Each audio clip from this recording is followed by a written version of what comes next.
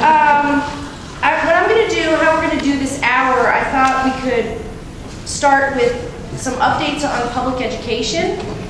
And then I'm really excited to then have you meet Erica, who's with the Registered Nurses Association. And she is a board member in leadership with that union, and they represent the nurses that are in the University of Cincinnati system. And she's got some important updates from what they're working on. And then I thought we could open it up to some discussion and group discussion, because I think that usually is more interesting than just people talking at you, right? So we can have a group discussion. So what I prepared for you for just the first few minutes is, I thought I would break this up into 3 levels. So I was going to give you updates at the federal level of what's going on with public education, and then the state level, state of Ohio, and then the local level. So I want to thank Christ Church Cathedral and the Community Issues Forum for thinking of us to come in and present this information to the community.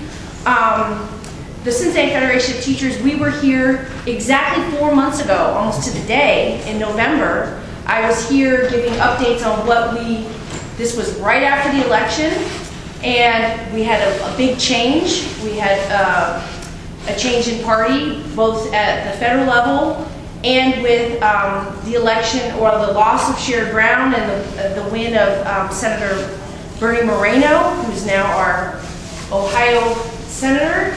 And so there was a lot of changes that we anticipated, and here we are 4 months later from that update, where we're now seeing sort of the chickens coming home to roost, so to speak, on what their campaign promises were, and now we are experiencing policy changes based on what their priorities are.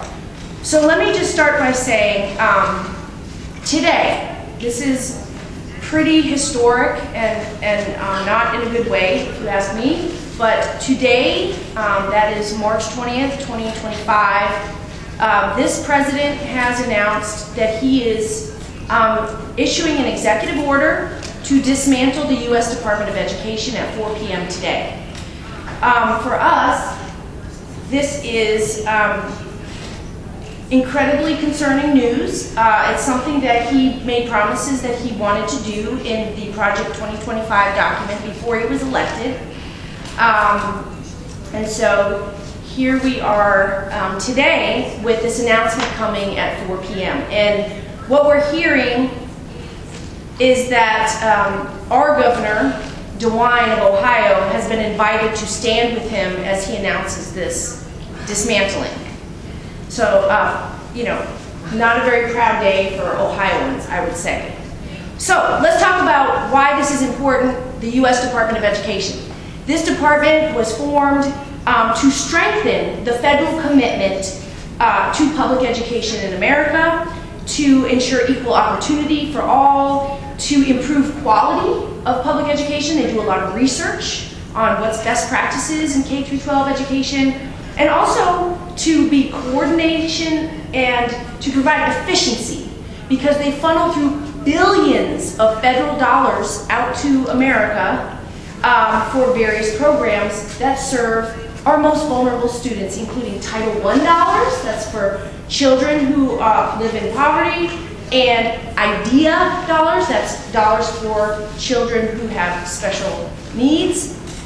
They also manage the Pell Grants and the student loan programs, like income-based repayment plans, people who are having a hard time making those student loan payments, so they put them on repayment plans that they can manage.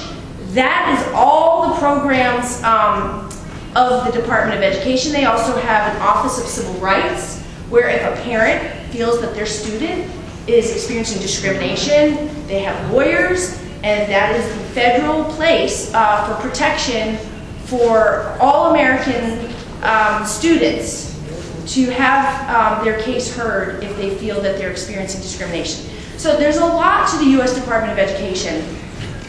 And so the effort to dismantle it is a long one. This has been something that far-right Republicans have talked about a lot. And what has happened since Trump has been elected is they've fired about half of their entire personnel. For over 2,000 federal employees have been let go from the Department of Education. They have also gutted their Office of Civil Rights and their Institute of Educational Sciences. That's where they do all that research. And that's where we gather data on the nation's academic progress. That's been gutted. And so when Linda McMahon was appointed as the Trump's U.S. Department of Education head, her task that was asked by President Trump was to basically get herself out of a job, to end the U.S. Department of Education. Now, what you may have been hearing is that, well, don't worry, folks, those programs that I listed aren't ending. They're just going to be managed in other places, and then we're going to, the big talking point is that we're going to have more control at the state level in the form of block grants. Now, some of you who've been around a while may remember when Ronald Reagan was president, and he did a similar thing with social safety net entitlement programs, where he said instead of the federal government managing social safety net programs, we're going to block grant down those dollars and have states manage it. Now, it sounds good, right? But we have learned some lessons since the Reagan years of what the challenges can be if you do that to federal dollars and you block grant them down. So I'm going to just list a couple challenges of why block granting federal dollars is a problem, okay? Everybody with me? So you take these federal dollars that are precious dollars that our most vulnerable students rely on, and they say, well, we're going to give it to the states. Now, what can happen with block grants, and we know this because we've seen it before, is that when you block grant dollars, in effect, you usually reduce the total safety net support system. Number one, the states now have to deal with the administration of those dollars. So you now have to carve out what maybe was a bunch of direct dollars. Now you have this whole layer that the state of Ohio is now going to have to administer all of that.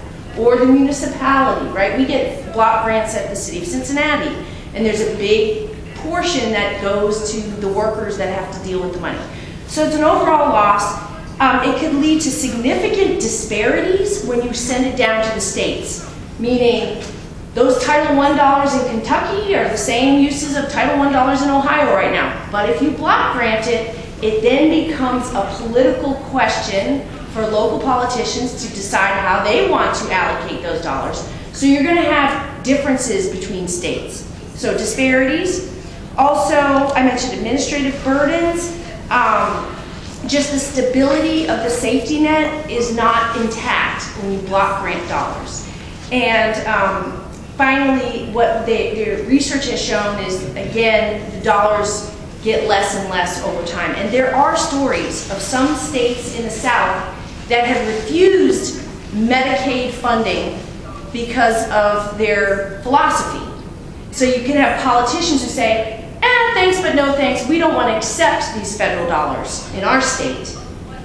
And so that's a problem, right, for the people who live in the state who now don't have access. So there's a lot of problems with this idea of dismantling the U.S. Department of Education, taking all those grants and pushing them out to the states. So this is a big concern of ours. So that's today, and I'll tell you, when I heard the news, as a parent of a child with special needs who went through K through 12 public education, my son Michael, you know, particularly for parents of special needs students, this is very bad news because, you know, in large part, those IDEA dollars are so critical to the overall care of our students in our K through 12 system. And it's very scary to think that we may lose some of that support. That's a great segue to, let me talk now about the state of Ohio, which is actually almost worse news.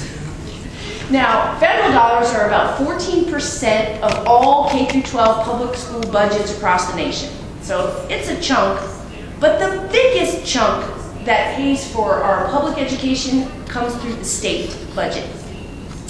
Now, what's going on in the state budget right now is that there is a budget bill out there that DeWine, our governor, has proposed, and in it there is a overall reduction in funding for K through 12 education. It is a $103 million cut over the next 2 years.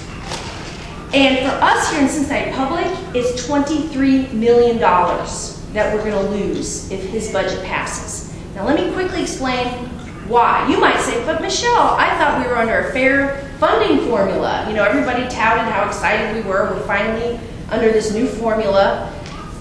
Well, that's true. However, what Governor DeWine did was he used the cost data from 2022. Now, what has happened since 2022 in the last 3 years? Inflation. Costs have gone up. Health insurance, transportation, gas, food costs, all the costs have gone up. But he used in his formula a 2022 baseline for cost.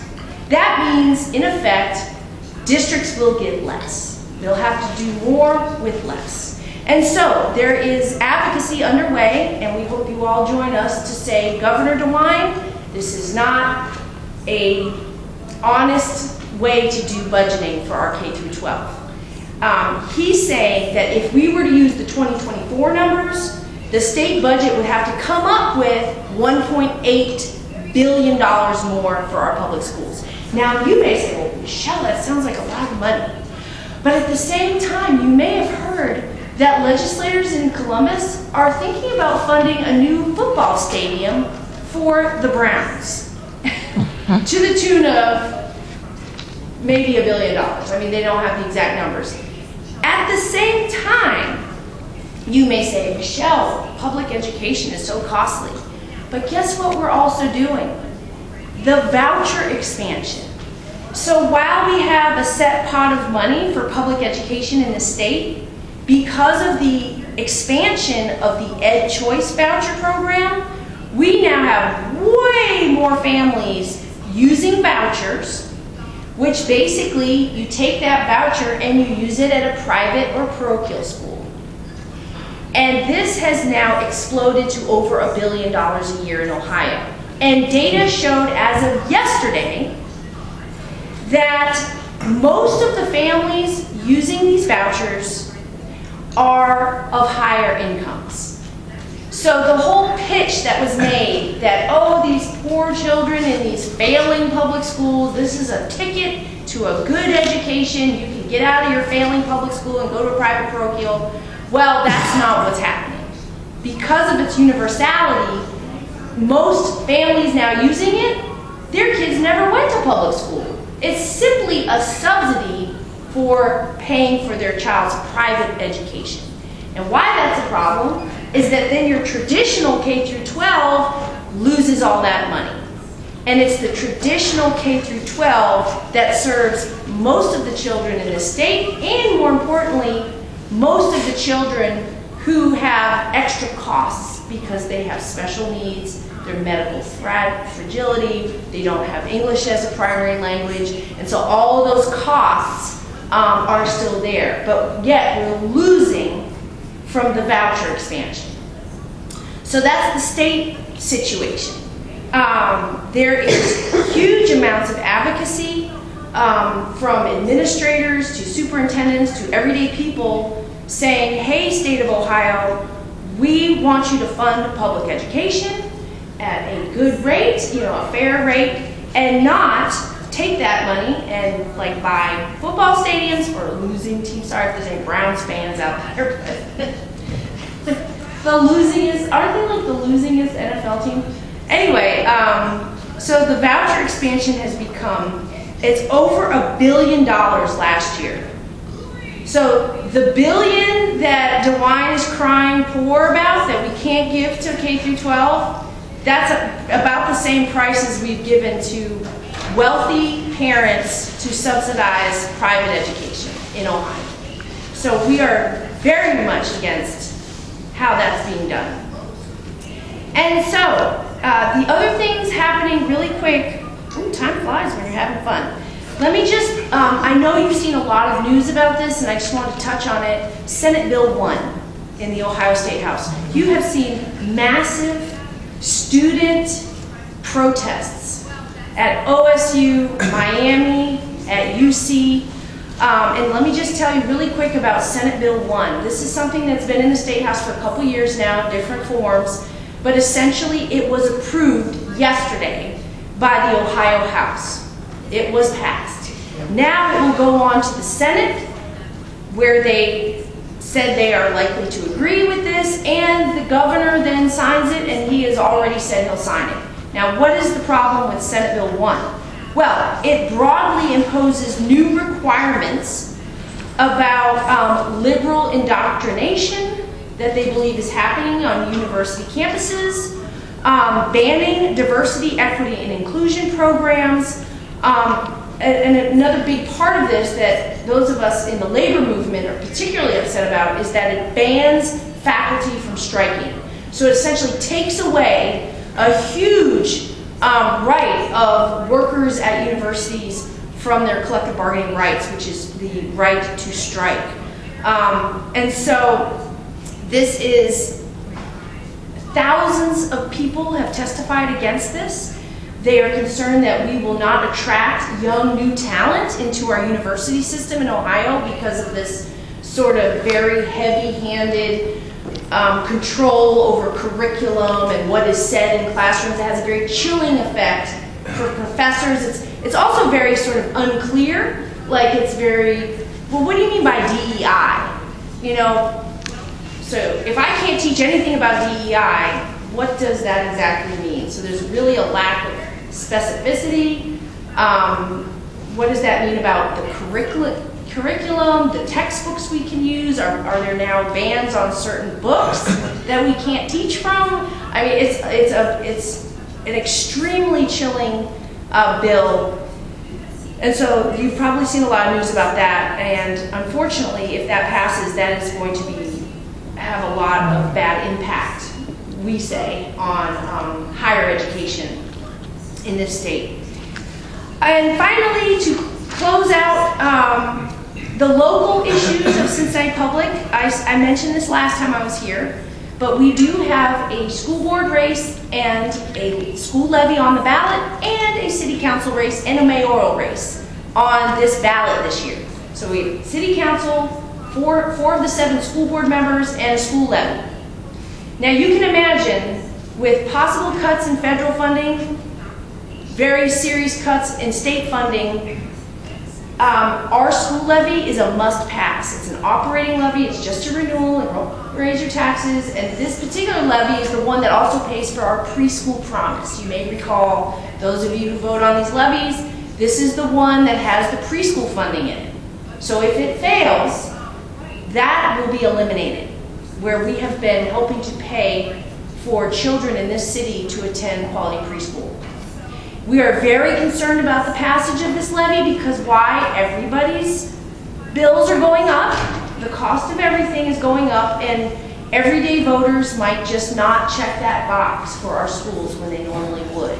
So it's going to be a lot of work on our part to get the word out about the importance of passing the school levy this year. And one final threat I would mention is the fact that the Chamber of Commerce's Futures Commission report that was paid for by tax dollars that came out last year had 37 recommendations, and in it, one of them was to eliminate the pilot payment to Cincinnati Public.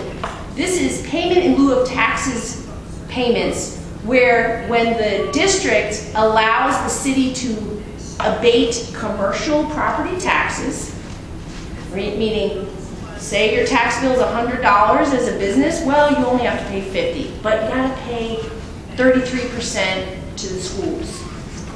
So we're losing already when commercial businesses get abated, but the Chamber of Commerce recommended that we shouldn't get any of those dollars back. So that, if that passes, what I'm saying is there's an ordinance that has to be renegotiated in December of this year.